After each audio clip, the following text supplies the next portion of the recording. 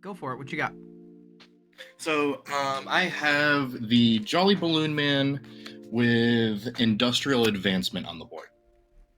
Let me check industrial. Since token copies do have a mana value, they can be... You may sacrifice a creature. If you do, look at top X cards in your library, where X is that creature's mana value. You may put a creature card from among the... Okay, yeah. The only thing I'm wondering is, because of Jolly Balloon Man's wording, it says sacrifice it at the beginning of the next end step, not at the beginning of the next end step, sacrifice it. So I'm wondering if the balloon tokens can actually be sacrificed to Industrial Advancement. They can, because it's still... So here's the thing. The reason Jolly Balloon Man is worded that way is because Jolly Balloon Man does not have his own end step trigger. Right? What he's doing... It's the token. Well, and the token doesn't have a trigger. What it's doing is... because there are some tokens that will be created, and then in quotations will say sacrifice this at the next end step. That is a characteristic of the token, right? So if you copy the token, it'll have that sack trigger on it as well. What Jolly Balloon Man is doing is Jolly Balloon Man doesn't have the sack trigger either, right? Like Jolly Balloon Man, if he gets removed before the end step, you still have to sacrifice that token, right? Because so what it did is, as part of resolving the token creation effect, Jolly Balloon Man also creates what's called a delayed trigger, right? So the delayed trigger just kind of sits off on the sideline waiting for the triggering event to happen, and whether or not Jolly Balloon Man is there or not doesn't change the fact that that delayed trigger is going to happen. So the beginning of the end step happened, that's the delayed triggering event, right? And so then that delayed trigger saying, hey, sacrifice this, wants to go onto the stack.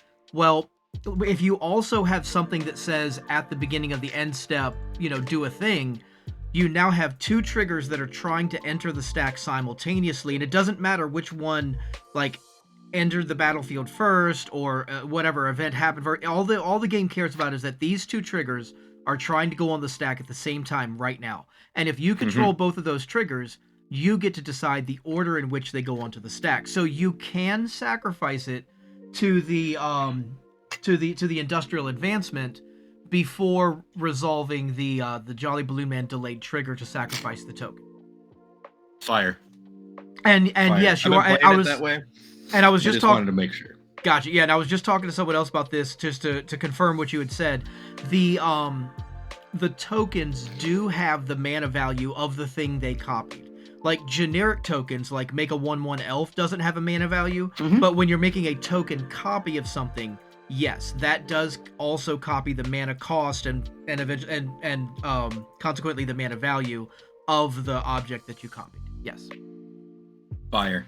Love it.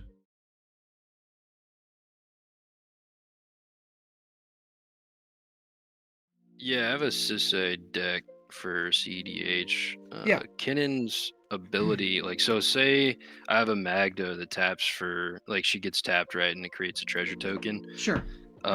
If I tap that treasure token,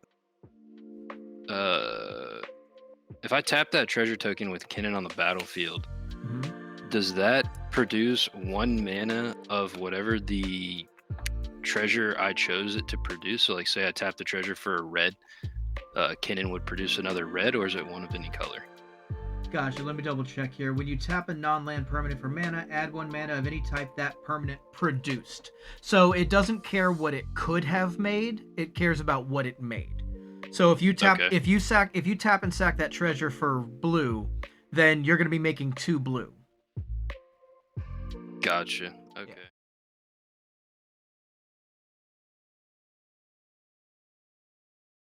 Yeah. Anyways, so somebody was playing the landfall, the one that ET, if it's the first land you... Are you talking about the Manifest Dread Zimone? Yeah, Manifest Dread Zimone. So yeah. They didn't do this, and I kind of just thought about it as they were playing their turn. I was like, so let's say they Manifest Dread, and one of the cards is a battle. Obviously you could just put it down face down. It's a 2/2 creature. Sure. That's fine. They put another land enters the battlefield, and they flip that battle over. What happens to that battle? It immediately goes to the graveyard with no effect, because what happens is putting the counters onto the battle is part of a replacement effect as it enters, similar to planeswalkers that enter, and so it'll enter with those counters. So because it entered face down as just a creatureless, colorless creature, and then got flipped, it's the same object, so it's not re-entering the battlefield. It doesn't get any counters. Now, a battle only ever gets its effects, as far as when the last counter is removed and it exiles and it casts itself for the backside. It only ever does that when the last counter is removed. So because there were no counters to remove, and it just state-based action sees this battle with no counters on it, sends it to the graveyard so nothing happens. Okay, cool. Just good to know.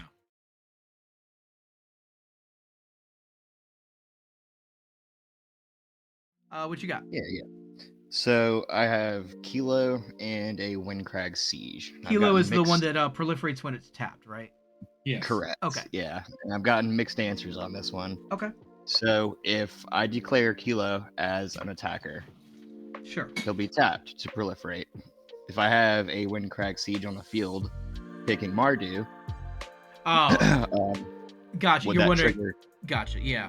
So. I want to hear this, but I'll be right back. All right.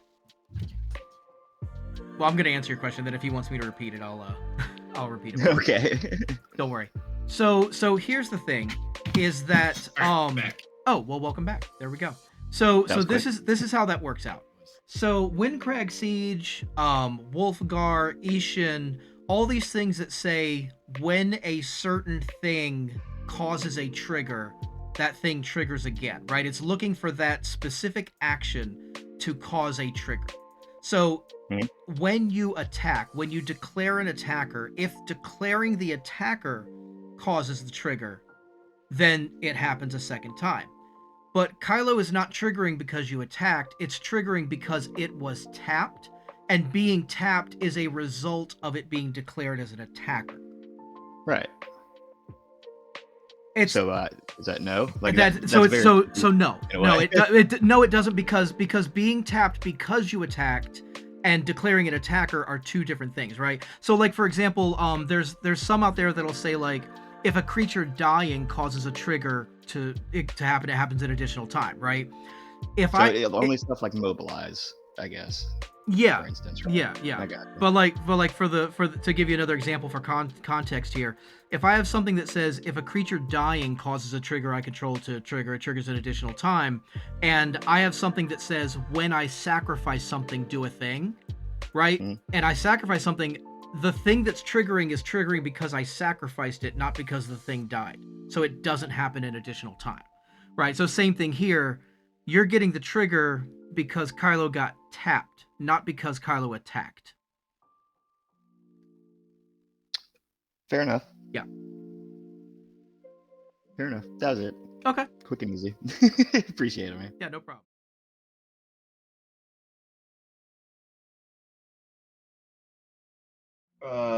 My dumb question is Jinnie Fay the dog cat commander. Oh yeah, I love my crazy cat lady. Yeah, I do. I make a dog deck because I'm a dog trainer, so I'm trying to. It's obviously better with cats, but it's more fun for me for dogs. Sure. Because all my tokens are like dogs I've trained. Nice. The long and short of it is there are a couple cards that I think I know the answer. Sorry,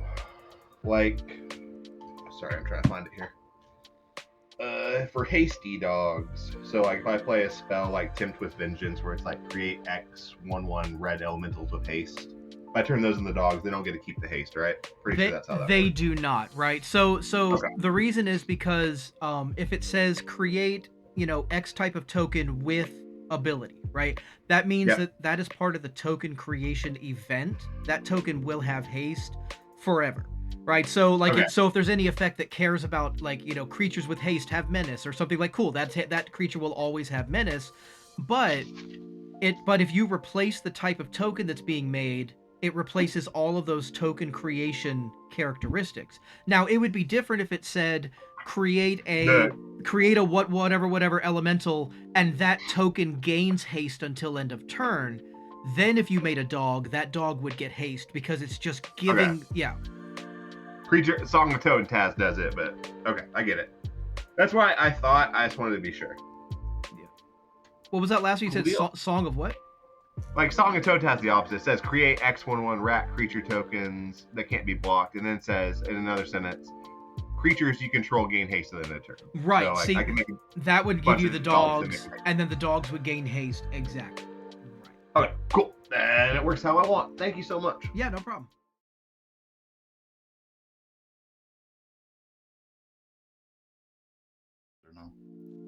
The Face Stealer. Oh, Ko the Face Stealer. Yeah, okay. Yeah. So there is like a lot of questions I have about this. Yeah, there are. Not just you, a lot of people. Go ahead. Yeah. So basically, let's say I have the Koch on the battlefield. Sure. Let's say, right? And there is I don't know. Someone has like you have your commander. Let's say this biologist you have up there. Yeah. And I'll destroy it. It dies. It's technically dies and goes to graveyard before you can like move it into command zone as per rules. In response, right? When it's moving the zones. Because as I checked, technically every creature hits the graveyard always, and then like, move it. So here's the play pattern of how that works out. Is whenever a commander dies or gets exiled, right? So like if a commander would be put into like a private zone, like the hand or the library, as a replacement effect, its owner can send it to the command zone and it never actually touches that zone, right? But like you said, if it were to die or go to exile, they changed it a few years back so that it actually does trigger dies effects and things like that. So it goes to the graveyard or the exile as appropriate for the effect that's sending it there. And then, but before any triggers are allowed to go on the stack, although those triggers will go on the stack, before they're allowed to go on the stack, and before players get priority to take actions, we have to do what's called state-based actions. Are you familiar with that term? Yes, sir. Okay. So yeah, state-based actions where the game kind of cleans itself up and makes sure everything makes sense. Yeah. So it sees the commander in the graveyard or exile for the first time since the last time state-based actions were checked, and asks its owner, hey, do you want to keep it here or do you want to send it to the command zone? So if my commander dies and you have Ko on the battlefield, your Ko will trigger to exile my commander, but before that trigger gets to go on the stack, I get to decide to put it in my command zone. Once I do that, your trigger is still looking for my commander in the graveyard and can't find it. Right. So the question now is, because I played the game today with that. Okay. And what happened was I killed someone's commander. And where they said that they are good with going for it to go to the graveyard. Right, like maybe they have recursion or something they're thinking about. Yeah, like reanimate or something. So I said then in response to it hitting the graveyard, I'll exile it with my commander. And they said, so when you exile it, I'll switch it to command zone. Correct. So again, because it went to the exile zone, state-based actions checks and says, oh, it wasn't there before. Do you want to send it to the command zone? And they go, yes, I want to send it to the command zone. And this happens before you can activate Ko to even try to gain abilities from something in exile. So they can still dodge your ability to use their commander's ability. I see. Yeah. I see. Okay, that makes sense. Yep. All right. Okay. Guess that'll be all for now, at least. All right. Yeah. No problem. Feel free to. This is like feel free to check back in. So let me address one more thing that also comes up with Ko that you may not have thought of yet, but will come up. Okay. Are you familiar with the term linked abilities? Linked abilities. Linked abilities. Okay, so I'm not sure. Maybe. Yeah. No problem. So a linked ability would be if an ability on something like, let's say it exiles a card, right? And then another ability later in that same card does something with that exiled card, right? So for example, Ko has a linked ability, meaning any card that you have exiled with Ko's abilities specifically are the only cards that you can access with Ko's linked activated ability to choose. Okay? Right. Now, what that means is, let's say, for example, you have the ability, you give Ko an activated ability that I forget the name of it. It's a green creature. You can pay green to exile a card from a graveyard. Deathrite Shaman, let's say. Not something like that, right? Pretty much that. Yeah. So let's say you've exiled the Deathrite Shaman that has the ability to exile something from a graveyard, right? And you activate Ko to give Ko that ability, and then you use that ability you just gained to exile a card from a graveyard. That ability, although it is one of Ko's new abilities, is not one of the linked abilities required to access that card in exile. You can only access with Ko's, pay 1 life, choose a card that's exiled with Ko, only with the abilities that are printed on that card that have given you the ability to access to exile a card. Right. So you say, like, if I exile something, I cannot use it because it wasn't exiled with the non-token creature dies. You may exile it. Right. It wasn't exiled with either Ko's enter the battlefield trigger or the trigger that happens when something else dies. Right. Only the cards exiled with those abilities specifically are the ones you can access with Ko's activated ability. Yeah, that's. I thought it would work like this, but thanks you for the clarification there. Yeah, no problem. Yeah, I figured if it hadn't come up yet with Ko, it will come up. Yeah, for sure. Yeah, there are many different things. I was like thinking as well, like with Sow in half. If I'll get 2 Kos, is it like per 1? If I exile with 1, does another get it? No, because it's linked specifically to that Ko. To 1 Ko. Yeah. Right. And if he dies and comes back, the exile cards still are the same, right? No, because Ko doesn't see those. Ko is a new object that doesn't see that it's exiled anything yet.